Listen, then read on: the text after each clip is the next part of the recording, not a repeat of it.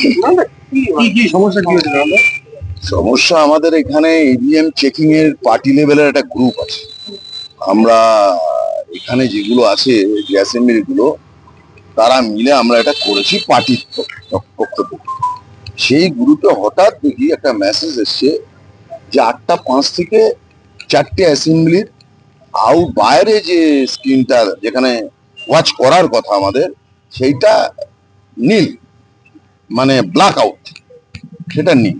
এবং সেটা প্রায় 8:22-23 পর্যন্ত ব্ল্যাক আউট ছিল। প্রায় 15 মিনিট। 15 মিনিটের ওপরে, 17 থেকে 18 মিনিট এটা ব্ল্যাক আউট ছিল। স্বাভাবিকভাবে আমাদের সবারই টেনশন হয়, আমরা টেনশন। আমি উইদিন মানে 8:30 আমি এখানে চলে আসি, একদম বাড়ির ড্রেস পরি এখানে চলে আসি। এসে আমি সরাসরি কন্ট্রোল রুমের ওখানে যাই।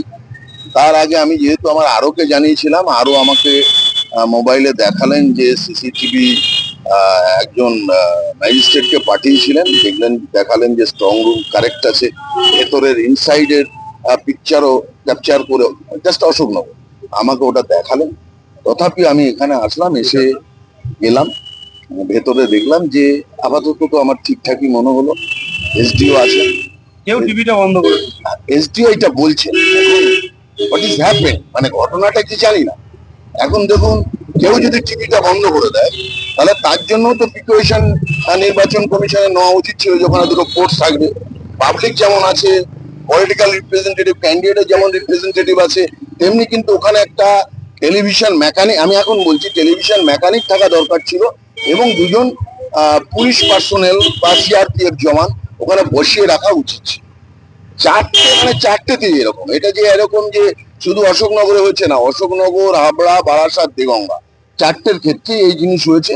আমি দেনান্দার সবার আগে জেনারেল অবজারভার যিনি, তার কাছে কমপ্লেন করেছি, আর ডিএম এর কাছে করেছি, এডিএম ত্রিশারি যিনি ইলেকশনের ইনচার্জ আছেন, ইলেকশন এডিএম আছেন, তাকে করেছি, আমার আরোকে করেছি, আমি এদের সবাইকে করেছি।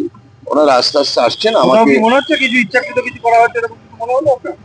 আপনি আমি দেখেন সেটা বুঝতে পারছি না। এখন এসডিও বললেন তদন্ত হবে, আমাকে অবজারভার যিনি আছেন বাইরে থেকে এসছেন, তিনি বললেন স্যার ডোন্ট ওরি, এটা আমি অ্যাকচুয়ালি তদন্ত করব, তদন্ত করে কি হবে আপনাকে আমি 2 ঘন্টার মধ্যে ফাইন্ডিংস দিচ্ছি।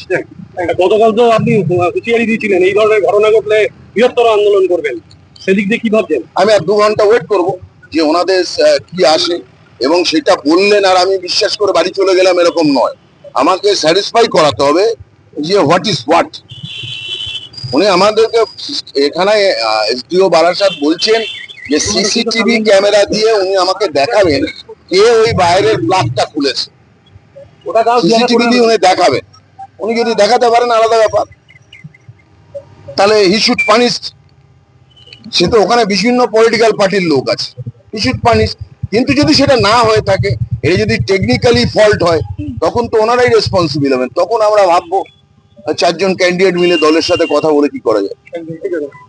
আমাদের ভেতরে 4জন করে থাকার নিয়ম আছে, 2জন করে। আমাদের যারা ভেতরে থাকার কথা, কার্ড থাকা সত্ত্বেও তাদেরকে পুলিশ ভেতরে ঢুকতে বাধা দিচ্ছে। আমরা গিয়ে বারবার করে তখন পুলিশ খুলছিল না। আপনার দরজা ধাক্কা ছিল? আমার দরজা ধাক্কা ছিল, তারপরে আমার দরজা তারপর খুলেছে, ভেতরে ঢুকেছে। 8:21 সকাল সকাল, ক্যামেরা বন্ধ ছিল, আমরা ক্যামেরায় কিছু দেখতে পাচ্ছি না। এই অবস্থায় আমরা অভিযোগ করি এবং প্রশাসন থেকে বলা হয় যে যে এই কাজটা করেছে তাকে ইমিডিয়েট অ্যারেস্ট করবে বলে এখনো কিছু করতে পারেননি। এবং আমরা বলেছি যে ওই সময়ের ক্যামেরার লাইভ ফিড আমাদের দেখাতে হবে। ওকে গ্রেপ্তার করা হয়েছে? গ্রেপ্তার করা হয়েছে? এখনো তার কোনো রিপোর্ট আমাদের দেয়নি। এটা কি নারায়ণ গোস্বামী নিজে এসেছেন? এটা কি অশোকনগরের ক্ষেত্রে না সবটা? সবটার ক্ষেত্রে আজ নারায়ণ গোস্বামী এসেছেন? নারায়ণ গোস্বামী এখানে এসে পৌঁছেছি তো আমি জানি না। ঠিক আছে। আচ্ছা, যেটা আমাদের কাছে যেটা আছে 8:15 থেকে 8:20, যেটার মধ্যে ওরা বলছে যে ওই সময়টা ফিট করা হয়নি, মানে বাড়ির যে সিসিটিভি ক্যামেরা আছে সেটা নাকি দেখা যায়নি। তারপর আমরা খবর পাওয়ার সাথে সাথে 8:07 খবরটা আমাদের কাছে এসছে। 8:20 এসডিও স্যার নিয়ে চলে এসছেন, আমিও নিয়ে চলে এসেছি, আমি এআরও বারাসাত আছি।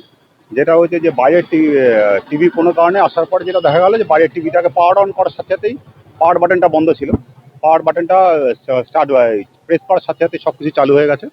আর 8:05 থেকে 8:20 8:22 এটা এবার অভিযোগ করছে এই সময় টিভিটা বন্ধ ছিল। বন্ধ ছিল। এবার আমাদের যে এটা আমরা এখন ওনাদের যে যা দাবি আছে আমরা 7:50 থেকে 7:50 থেকে আমরা 8:30 পর্যন্ত পুরো ফিট করবো। পুরো ওদেরকে আমরা আমাদের যে ডেটা রিট্রিভ করা হচ্ছে পুরো ডেটাটাই আমরা ওদেরকে কিন্তু দিয়ে এর দেবো। পাশাপাশি ওরা একটা প্রশ্ন তুলছে, এই যে টিভি বন্ধ করা হবে এই ইনফরমেশন তো দেওয়া ছিল না।